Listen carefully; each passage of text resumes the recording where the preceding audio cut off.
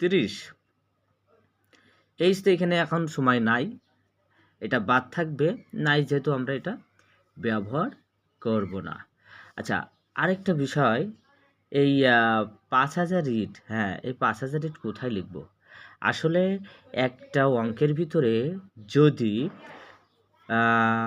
দুইবার যদি এই কথাটা উল্লেখ থাকে তাহলে লেখার দরকার নাই। যদি আপনি এই জায়গায় 5000 ইট লেখেন তাহলে আবার এই যে আমাদের দ্বিতীয় লাইন, এই দ্বিতীয় লাইনে এমটি যখন লিখব তখন আবার ওই 5000 আমরা লিখতে যাব। ওই ইট বলতে 5000 ইটই, তখন ওই 5000 কাটা যাবে। তা আপনাদের সুবিধার্থে আপনারা যেটা করবেন, এই 5000 যে ইটটা আছে, এই যে দুইবার ব্যবহার করা হচ্ছে, দুইবার যে জিনিসটা ব্যবহার করা হবে ওইটা আপনারা ব্যবহার করবেন না।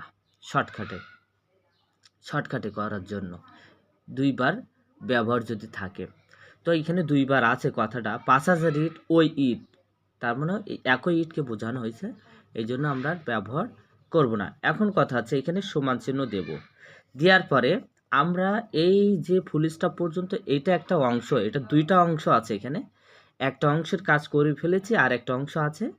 এই যে ওই ইট তৈরি করতে 18 জন শ্রমিকের কতদিন লাগবে, 18, এখানেও কিন্তু আমাদের এমডিএইচ এই কথাটা না লিখলেও চলবে, আমাদের একবার যদি মেমোরিতে যদি নিতে পারি এই কথাটা বারবার না লিখলেও চলবে। আপনি যখন অঙ্কে যখন প্রশ্নর ওখানে শর্টকাটে করতে যাবেন এই কথাগুলো লিখবেন না, এমনি বাসায় একটু প্র্যাকটিস করবেন। এমতে তাহলে বোঝাচ্ছে এই যে 18, এখানে দুইটা অংশ, এই জন্য কিন্তু আমরা দুইটা অংশই করছি, এখানে একটা অংশ, এই যে একটা অংশ। হ্যাঁ, প্রথম অংশটা হচ্ছে এই পাশে করলাম আর দ্বিতীয় অংশটা আমরা এই সাইডে করতেছি। এখন এই যে মেয়ে, এই এমতে ম্যান, এই 18 জনকে বোঝায়, সেই 18 বসালাম। আর ডে, এখানে দিন নাই, এখানে কত দিন ওইটাই চাইছে, তাহলে আমরা এই ডি লিখব। আর এই আওয়ার সময় নাই, তাহলে লেখার দরকার নাই, এটা আমরা লিখবো না, যেহেতু নাই, যখন থাকবে এর পরবর্তীতে থাকবে, এই জন্য একবারে আপনাদেরকে বোঝালাম। এই অঙ্কটা একটু সহজ আছে, আর এরপরে আরও অনেক জটিল জটিল অঙ্ক থাকবে, তখন আপনারা কিন্তু এই নিয়মে সব করতে পারবেন।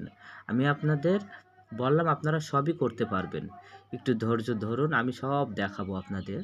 এখন আপনি যেটা করবেন, এই যে এখানে কাটাকাটি করতে হবে, এই যে দেখেন এই পাশে আছে বাম পাশ আর এই পাশে আছে ডান পাশ।